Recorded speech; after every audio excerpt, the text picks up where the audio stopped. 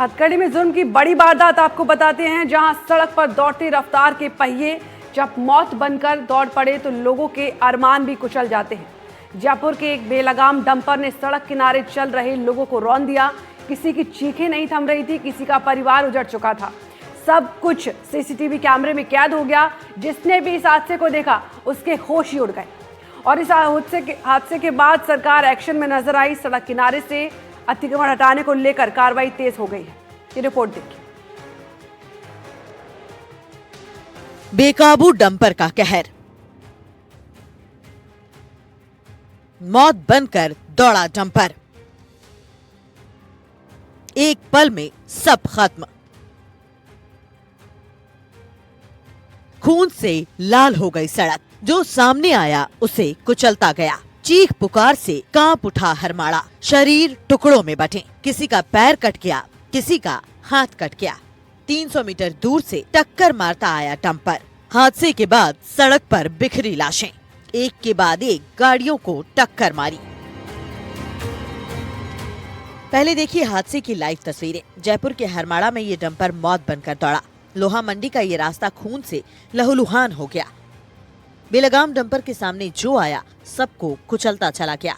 पहले एक बाइक को कुचला, फिर एक कार को रौंदा, इसके बाद 3 वाहनों को रौंदता गया।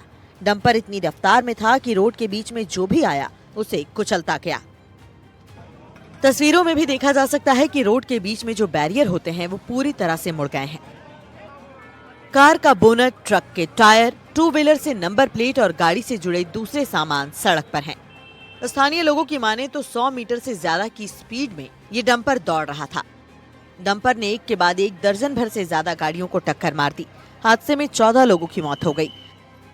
क्या पता, बस काम करने जा रहे थे। पता नहीं सर, हम वहाँ मौके पे नहीं थे, क्या हुआ क्या नहीं हुआ हम तो सुने। खाली मृत्यु की सूचना मिली, अभी मृत्यु की सूचना मिली है। पता नहीं सर, हम तो वैशाली नगर में थे। अभी क्या सूचना मिली आपको? अभी तो हमारे को मरने की सूचना मिली है सर। क्या नाम था? सुरेश मीणा और एक महेश मीणा। दोनों भाइयों का दो अलग अलग एक ही गाँव परिवार, एक ही गांव के थे। दो हलवाई होगा, सुबह काम पे जा रहे थे। अच्छा। डंपर की रफ्तार इतनी थी कि टक्कर के बाद कई फीट तक लोगों के शव घसीटते चले गए। वीडियो में साफ दिख रहा है कि बिना ब्रेक लगाए डंपर लगातार रफ्तार में था।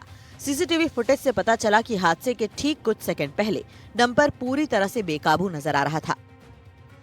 ब्रेक फेल हुआ या लापरवाही, ये जांच का विषय है, लेकिन इस फुटेज ने साफ कर दिया है कि चालक के पास वाहन पर कोई नियंत्रण नहीं था। हादसे में लगभग 13 लोग घायल हो गए, जिसमें से कुछ गंभीर हालत में एसएमएस अस्पताल ट्रॉमा सेंटर रेफर कर दिए गए। हॉस्पिटल मैनेजमेंट में डॉक्टर्स और नर्सिंग स्टाफ की टीम भी अलर्ट पर रही। डंपर ने एक के बाद एक 10 गाड़ियों को टक्कर मारी। वो 300 मीटर दूर से गाड़ियों को रौंदता चला आ रहा था। डंपर की टक्कर से कई गाड़ियां चकनाचूर हो गईं। शराब के नशे में मिले डंपर ड्राइवर को लोगों ने मौके पर ही पकड़ लिया। हादसे के बाद स्थानीय लोगों की भीड़ जमा हो गई। लोगों ने हंगामा और प्रदर्शन किया और अंडरपास की मांग की। घायल कितने आए थे और डेड कितने आए थे, कैजुअलिटी कितनी? वो बार एम्बुलेंसेस बार घूम रही थी। इमीडिएटली तो हमारे में 2 एम्बुलेंस आई थी, जिसमें 4 तो ब्रॉड डेड थे और 4 या 5 पेशेंट थे जो जिनमें से 3 बहुत ज्यादा सीरियस थे, जिनका मैं आपको कह रहा हूँ कि हमने उनको इंट्यूबेट किया या मैनेज किया, फिर उनको एसएमएस भेजना पड़ा हमें मेडिकल टीम के साथ। फिर सेकंड टाइम फिर एम्बुलेंस आई, उसमें ज्यादा मरीज सीरियस नहीं थे, उनको हमने यहीं रखा। फिर तीसरी चौथी एम्बुलेंस में 2 एम्बुलेंस ऐसी आई जिसमें दोनों में ही पेशेंट 3 पेशेंट थे जो मृत आए थे हमारे पास। उनको हमें एसएमएस भेजना पड़ा क्योंकि हमारे पास इतनी स्पेस नहीं थी मॉर्चरी में, तो हमें एसएमएस भेजना। सर, अगर अभी आपने बताया कि मॉर्चरी के अंदर भी कई ऐसे डेड हैं वो रखे गए हैं, कितने यहाँ पे डेड बॉडीज रखे? 4 लोग हमारे यहाँ रखे गए हैं, उसमें एक बच्चे भी है। कितने साल? 9-10 साल की बच्ची। और पहचान हो पाई? 2 आदमियों की भी पहचान हुई है। जस्ट अभी उनका परिजन, दूर के परिजन आए हैं और इमीडिएट जो परिजन है वो अभी तक नहीं आए हैं, उनके पोस्टमार्टम की तैयारी चल रही है। इस हादसे ने एक बार फिर सड़क सुरक्षा की पोल खोल दी है। न तो स्पीड लिमिट का पालन, न पुलिस की सख्ती। डंपर, ट्रक और बड़े वाहन बेधड़क रफ्तार में लोगों की जान जोखिम में डाल रहे हैं। लेकिन जिम्मेदारी का सवाल पूछो तो हर विभाग एक दूसरे पर ठीकरा फोड़ देता है। रफ्तार और लापरवाही का ये संगम कब तक लोगों की जान लेता रहेगा? सीसीटीवी में सच्चाई साफ है, लेकिन सजा कब मिलेगी, सड़कें कब सुरक्षित होंगी? राजधानी जयपुर के लोहा मंडी इलाके में कल एक सड़क दुर्घटना हुई और उस दुर्घटना के अंदर 14 लोगों की मौत हो जाती है। उसके बाद नगर निगम और अन्य जो टीम होती हैं वो यहाँ पर लोहा मंडी पहुँचती है और जो अतिक्रमण किए हुए जगह पे जो यहाँ पर निगम की जो टीम है वो समझाइश करती हैं। अभी जो है अस्थायी तौर पे जो अतिक्रमण किया हुआ है उनको समझाइश के बाद हटाने का काम कर रही है, लेकिन कुछ एक जगह पे जिन्होंने अतिक्रमण समझाइश के बाद भी नहीं हटाया है उनके ऊपर जो है यहाँ पे कार्रवाई की जा रही है और उनका सामान है वो नगर निगम की टीमों के द्वारा जब्त किया जा रहा है। इसके साथ ही आपको बता दें कि जैसे ही अगर इस पूरे रोड की बात की जाए तो ये जो पूरी रोड आप देखेंगे अतिक्रमण की वजह से जो है पूरी तरीके से सटी हुई है और इसी को जो है यहाँ पर जो अधिकारी हैं उनसे भी मैं बातचीत करने की कोशिश करूँगा। निगम सर, जिस तरीके से ये पूरा मामला सामने आया है क्योंकि कल बड़ी दुर्घटना होती है और उसके बाद जो है प्रशासन कार्रवाई करता हुआ दिखाई दे रहा है, क्या कुछ कहेंगे? प्रशासन कार्रवाई ये कर रहा है भाई मेरे, मैं तो भाई साहब विजिलेंस से आया हूँ। मेरे को आदेश ये दिया गया है कि आप अस्थायी की कार्रवाई करिए। अस्थायी में थड़ी ठेले बोर्ड ये जो आते हैं इनको हमने सब इस रोड से हटा दिया गया है। स्थायी वालों को हम निवेदन करने के लिए आए हैं, इनको निवेदन कर दिया है कि भाई साहब आप अपने स्तर पर हटा लीजिए, अन्यथा आपको डिमार्केशन चल रहा है।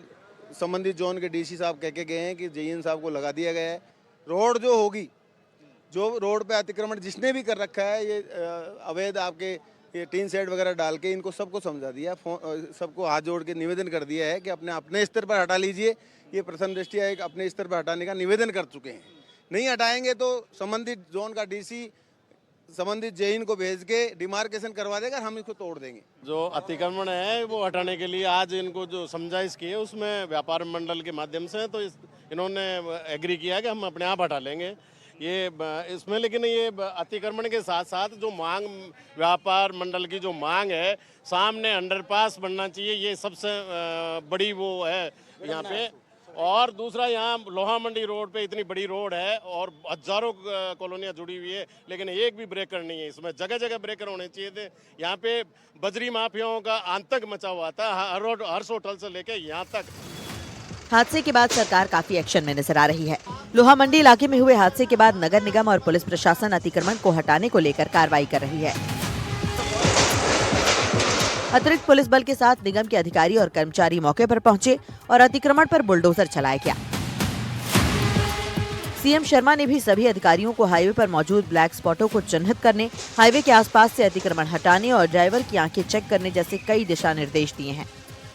खासकर जयपुर दिल्ली, जयपुर कोटा, जयपुर अजमेर और जयपुर भरतपुर कॉरिडोर पर सबसे ज्यादा दुर्घटनाएं होती हैं। सीएम ने इन जगहों पर ट्रैफिक नियमों की सख्ती से पालन करने के आदेश दिए हैं।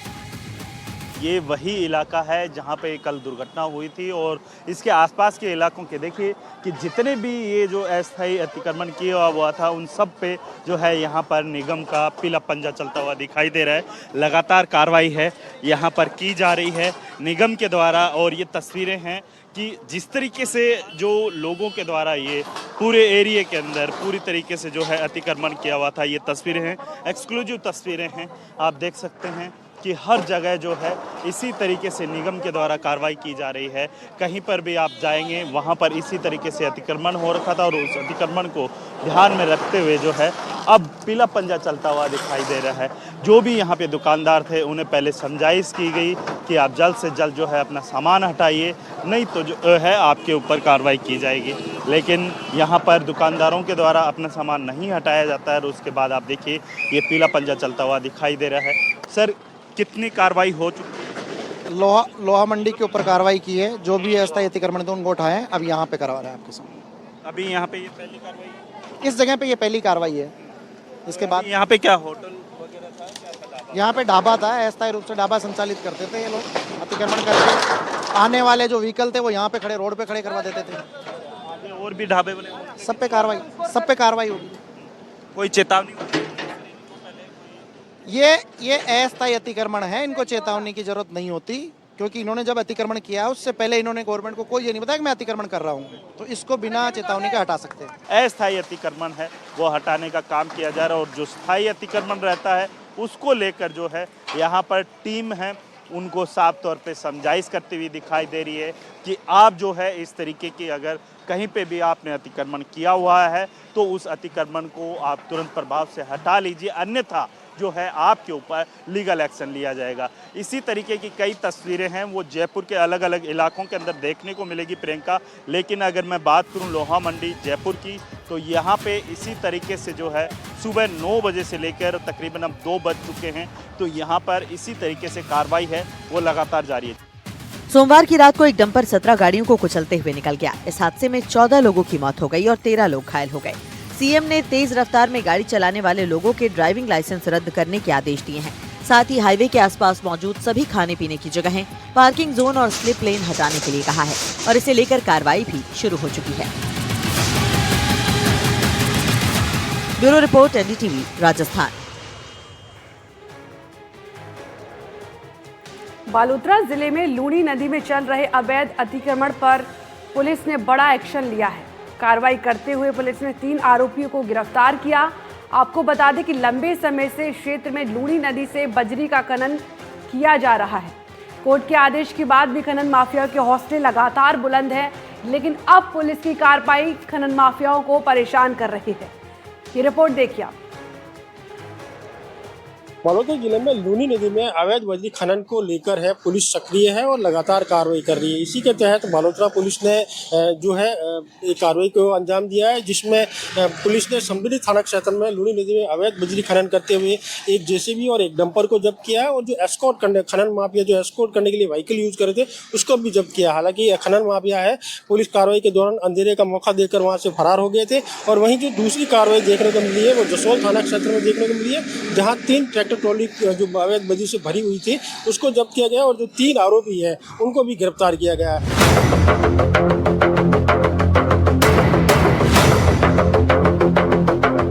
बालोतरा जिले में लूणी नदी में चल रहे बजरी के अवैध खनन के खिलाफ पुलिस ने कार्रवाई की है।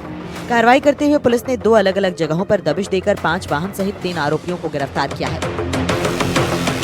समदड़ी और जसोल थाना क्षेत्र में हुई कार्रवाई में जेसीबी, डंपर, ट्रैक्टर ट्रॉली और एक ट्रैक्टर लोडर के साथ एस्कॉर्ट कर रही कैंपर को जब्त करने की कार्रवाई की गई। आरोपियों के खिलाफ एमएमडीआर एक्ट सहित विभिन्न धाराओं में मामला दर्ज कर जांच शुरू कर दी गई है। एसपी रमेश ने बताया कि जसोल थाना क्षेत्र के बामसी सरहद में अवैध खनन की शिकायत पर टीम ने दबिश दी। इस दौरान लूणी नदी से अवैध बजरी भरते 3 ट्रैक्टर जब्त किए गए। दूसरी कार्रवाई करते हुए समदड़ी पुलिस ने ठाकरखेड़ा मजल सरहद में लूणी नदी में चल रहे अवैध बजरी खनन की सूचना पर दबिश दी। पुलिस को देखकर खनन माफिया वाहन छोड़कर फरार हो गए। इस पर टीम ने मौके से एक जेसीबी, एक डंपर और एक कैंपर को जब्त किया। देखिए, सरकार का अभी प्राथमिकता यही है कि अवैध जो खनन हो रहा है उसको बंद किया जाए और पीएच के द्वारा भी अलग अलग टाइम पे अभियान भी चलाते हैं। उसी तहत हम लोग जो लूनी रिवर पे जो अवैध खनन हो रही थी उसके खिलाफ लगातार कार्रवाई जारी है। रेगुलरली पेट्रोलिंग यूनिट्स भी घूमती रहती है और हम भी, हमारे सीनियर अधिकारी भी लगातार उस इलाके में राउंड लगाते हैं और हमारा जो ट्रैफिक जो व्यवस्था किया गया है उनको भी हमने लगातार ये इंश्योर कर रहे हैं कि वो उस हिसाब से देखेंगे और परिवहन विभाग से भी हम कोऑर्डिनेट कर रहे हैं। आपको बता दें कि लूणी नदी राजस्थान की प्रमुख नदियों में एक मानी जाती है, लेकिन ये नदी लंबे समय से अवैध खनन की मार झेल रही है। बालोतरा जैसे औद्योगिक क्षेत्र में निर्माण कार्यों के लिए बजरी की मांग ज्यादा होने पर ये समस्या और ज्यादा गंभीर हो जाती है। इस मुद्दे पर सरकार और प्रशासन को और ज्यादा सख्त होने की जरूरत है। लगातार पुलिस द्वारा लूनी नदी पर मॉनिटरिंग की जा रही है और अवैध जो खनन की जो गतिविधियां हैं उस पर अंकुश लगाने के लिए सक्रिय है। अनिल वैष्णव, एनडीटीवी, बालोतरा। कोटपुतली से एक हैरान करने वाला मामला सामने आया। यहां स्वास्थ्य केंद्र पर तैनात डॉक्टर पर महिला से छेड़छाड़ करने का आरोप लगा है, जिसके बाद क्षेत्र के लोगों में काफी ज्यादा आक्रोश है। मामले में डॉक्टर का कहना है कि ये आरोप बिल्कुल झूठ है, उन्होंने सिर्फ सामान्य जांच की है। फिलहाल इस पूरे मामले की जांच की जा रही है। ये पूरा मामला क्या है, इस रिपोर्ट में देखते हैं।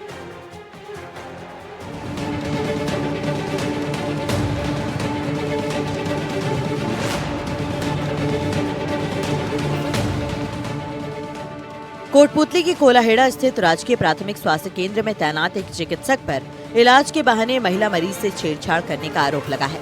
पीड़िता के मुताबिक वो 30 अक्टूबर को अपनी सास के साथ इलाज के लिए पीएचसी पहुंची थी। जांच के दौरान डॉक्टर ने कथित रूप से अश्लील हरकत की। पीड़िता ने घर जाकर परिजनों को घटना बताई। परिजन अस्पताल पहुंचे लेकिन डॉक्टर वहां से जा चुके थे। घटना के बाद से डॉक्टर 3 दिन तक ड्यूटी पर नहीं आया। उसके लौटते ही ग्रामीणों ने विरोध प्रदर्शन किया। हालात बिगड़ते देख डॉक्टर ने खुद को कमरे में बंद कर लिया। मेरी खांसी हो रही थी तो मैं दिखाने आई थी, तो उसने पहले बीपी चेक किया मेरे, फिर बुखार भी हो रहा, हाथ चेक किया, मगर नहीं, खाली खांसी हो रही है। तो फिर बाद में उसने बोला कि अंदर चलो। बाद में उसने अंदर जाके कमरे में लिटा दिया। फिर बाद में वे मेरे पेट को दबाने लग गया हल्का हल्का, कि मेरा ऐसा कुछ भी दिक्कत नहीं हो रही, मेरी खाली खांसी हो रही है। और फिर मेरे को बोला लंबी लंबी सांस लो, लंबी लंबी सांस लो। सूचना मिलने पर बीसीएमओ दीपेंद्र सिंह शेखावत, थाना प्रभारी रोहिताश कुमार और प्रशासनिक टीम मौके पर पहुंची और भीड़ को शांत कराया। पुलिस ने डॉक्टर को सुरक्षित थाने पहुंचाया। डॉक्टर राजकुमार स्वामी ने आरोपों को खारिज करते हुए कहा कि उन्होंने केवल सामान्य जांच की। प्रशासन ने मामले की गंभीरता को देखते हुए उन्हें तत्काल प्रभाव से एपीओ कर कोटपूतली सीएमएचओ कार्यालय में भेज दिया है। फिलहाल मामले में पुलिस को कोई लिखित शिकायत नहीं मिली है। मेरे ऊपर जो आरोप लगाए हैं पूर्णतः सत्य हैं। मैंने अपने डॉक्टरी क्राइटेरिया में ही उसके शिकायत के आधार पर उसके पाल्पेशन मेथड और स्टेथोस्कोप से चेक किया है। महिला ने कुछ अश्लील हरकतें वगैरह करना या फिर छेड़छाड़ करना, इस तरीके का आरोप आप पर लगाया है जी। क्या कहेंगे इसको लेकर? मैं यही कहना चाहूंगा कि ये पूर्णतः सत्य है और मैंने जो भी किया है डॉक्टरी क्राइटेरिया में किया। मामले की रिपोर्ट उच्चाधिकारियों को भेज दी गई है। डॉक्टर राजकुमार को एपीओ कर कोटपूतली सीएमएचओ कार्यालय में अटैच किया गया है। निष्पक्ष जांच चल रही है। पीड़िता की मेडिकल जांच कराई जा रही है और अगर आरोप सिद्ध हुए तो कड़ी कार्रवाई होगी। ग्रामीणों ने स्वास्थ्य विभाग से त्वरित न्याय और कार्रवाई की मांग की है। ये घटना स्थानीय स्वास्थ्य सेवाओं की खामियों को उजागर कर रही है।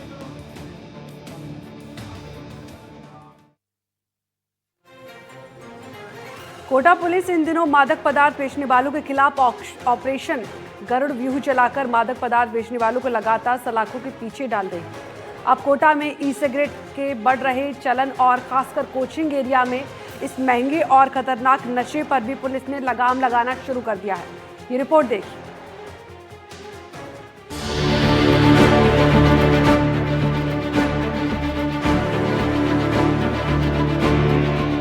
कोटा में नशे के लिए इलेक्ट्रॉनिक सिगरेट का चलन बढ़ने के बाद पुलिस ने इस पर शिकंजा कसना शुरू किया है। रेलवे कॉलोनी थाना पुलिस ने कार्रवाई करते हुए सोगरिया से 2 युवकों को दबोचा, जिन पर पहले से भी कई मुकदमे दर्ज हैं। आरोपियों के पास से ई सिगरेट बरामद की गई है।